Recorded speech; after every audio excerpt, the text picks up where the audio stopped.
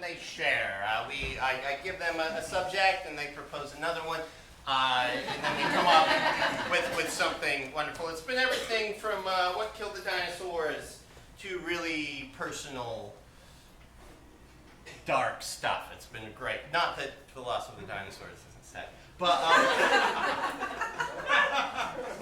this month we have a special one. A huge advocate of the show, a lovely human being who reached out to me last year and has been kind of part of the bigger Weird and Awesome circle. Has been riding around the wilds of Alaska and is here to share about her experience. We have writer, artist, human being, Tessa Hall. That's good.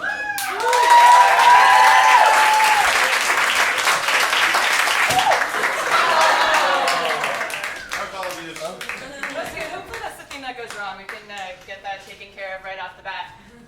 Can you guys hear me all right without a microphone? Yeah. All right. So I have been up in Alaska for the last month, and when I go travel, I always intentionally schedule something that requires my physical self back in Seattle in a timely fashion, because I am a flight risk. And if I don't do that, I have this tendency to want to go feral and not come back. And that definitely happened on this one. And right now, I'm questioning what was going through my head when I thought that doing Weird and Awesome would be a great reintroduction to normal stationary life. So I got in from the ferry to Bellingham less than 48 hours ago. Rode straight back was about 105 miles, headwind, pouring rain, and then promptly locked myself in my house and have been illustrating like a crazy person. And this is my first time out. So I'm feeling pretty weird. I'll try for awesome. But I need my little clicky thing. Can I come get that from you?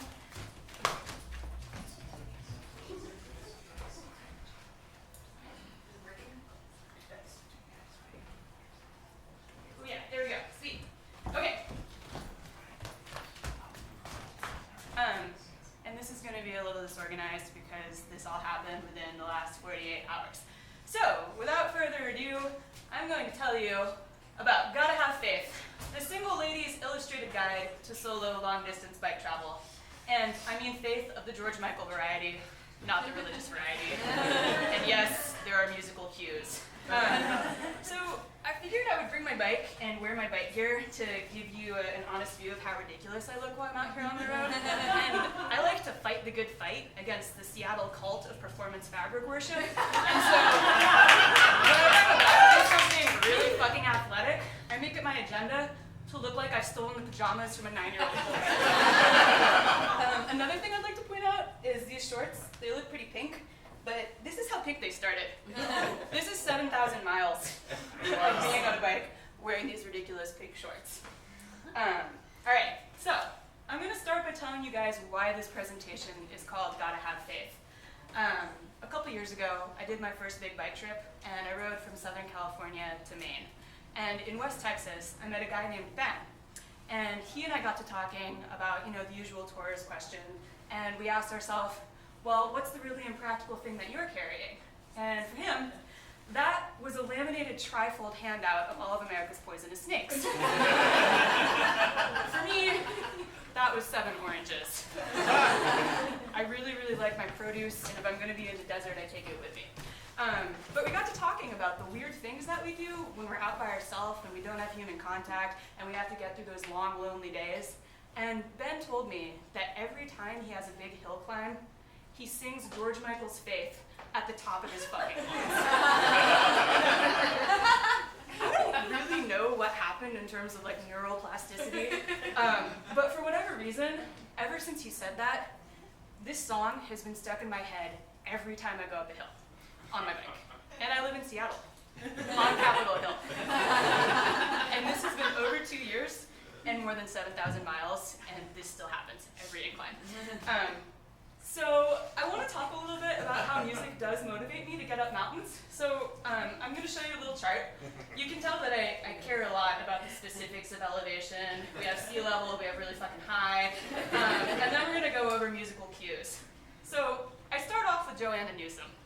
And my best friend hates Joanna Newsom because she says that she sounds like a preschooler singing into an awesome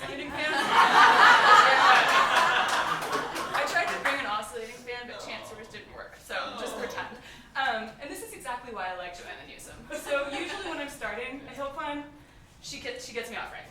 And then we move to George Michael, and faith kicks in. Up next, we have Jay-Z. Specifically, one song, 99 Problems. If you're having girl problems, I feel bad for you, son. I got 99 problems, but a bitch ain't one. And this requires a little bit of context. So I had a horrifically ugly breakup a little while ago, and due to the reality of small communities, my life looked a little bit like this, where I had sources of emotional support, and then things that pick up my emotional scabs. And this was pretty much the same territory. So what that led to was a middle ground of, this is untenable, I need to get the fuck out of town. And so this is why part of why I was up in Alaska for a month. I was also working, but I was really, really, really excited about getting out of Seattle. And I should mention, I live across the street from my ex. Oh. There's a 7-Eleven that separates us, and oh thank heaven for that barricade of advertised sandwiches that look nothing like the actual result. But it really wasn't enough. And so when I could finally get out of town and put some glaciers and mountains and oceans and all sorts of other things behind me, I was so happy about my 99 problems because they were corporeal, physical things. And I didn't have to feel like I'd become some sort of emotional hemophiliac that was never going to stop hurting. And so I had my 99 problems, such as the permafrost has stunted the growth of these trees. How am I going to tie up my food so the bears can't get it?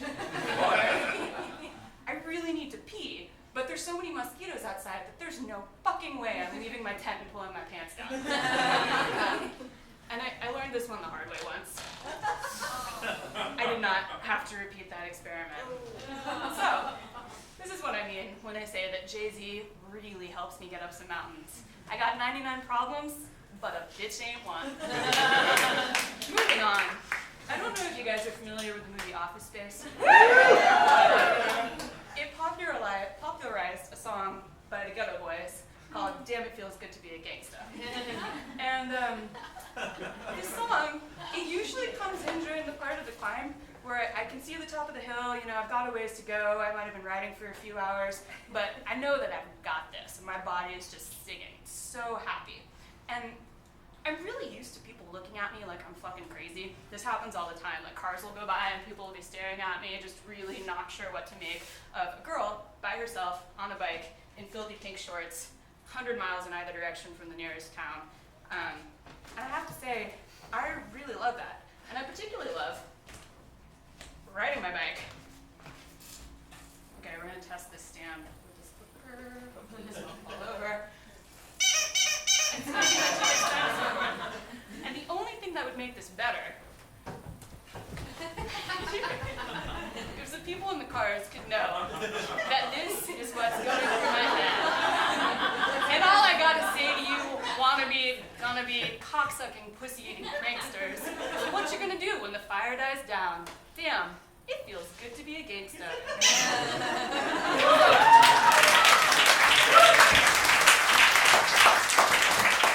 And then, of course, we go back to George Michael, because at the end of the climb, he redeems everything. And so, can we play the audio clip? I'm gonna lead you through. This is unlike a story. It was written to me. I was writing it fast.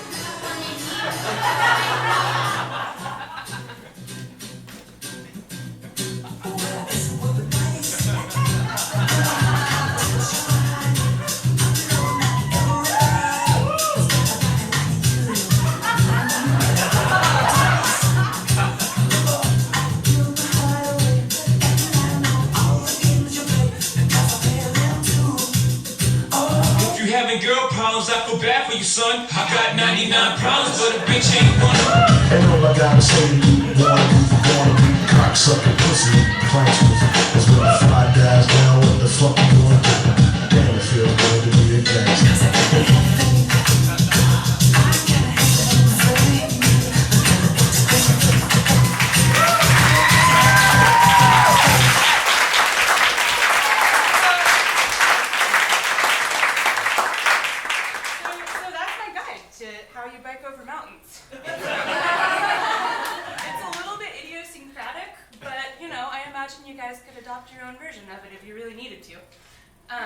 So one thing that happens when you do a lot of bike touring around the US is you get really familiar with RVs. And the thing with RVs is that you never see them on their own. They are not solitary creatures. And really what you see is the RV towing the rugged car, towing the trailer with a four-wheeler, and then there's always at least one unused bicycle. And my theory is that the bicycle functions like a bumper sticker. So it's there, you don't really know why, but it's integral to the engine functioning. So the whole thing is really just a nesting doll of American patriotism at its finest. And I should also mention, when I was drawing all of this in the last 2 days, it's been a weird 2 days, it made me realize that I talk very little about what I've actually been doing and mostly just get progressively more disgusted with American culture. But yeah, American excess. So I don't know if you guys have noticed that there's this truly American tendency where you take a natural environment and then you destroy it in the name of development, and then whatever you end up building, you name it after. So I have this theory that RVs kind of operate under the same principle, where RV names, there's a formula to it, right? So you have some sort of word that really evokes a sense of freedom and iconoclasm and getting outside of the norm, and then you pair it with some sort of really ferocious creature. So, seeker and puma. So, my theory is that whatever is on the outside of an RV is whatever least characterizes its occupants.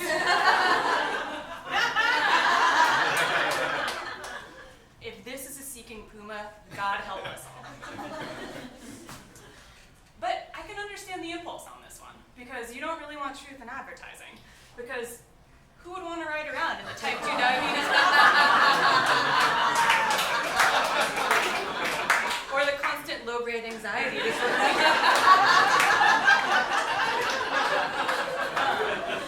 as you can see, I might have gone a little bit feral on this trip. Gotten a little bit outside of the bounds of normal society. And I could keep going on this tirade for a really long time, but unfortunately this is just a very brief preview of a lot more material that I put together. So I have a whole lot more material, but I don't have time to show you. So I think this might be a sneak preview of a larger project later. But yeah, gotta have faith. This is what I've been doing the last month.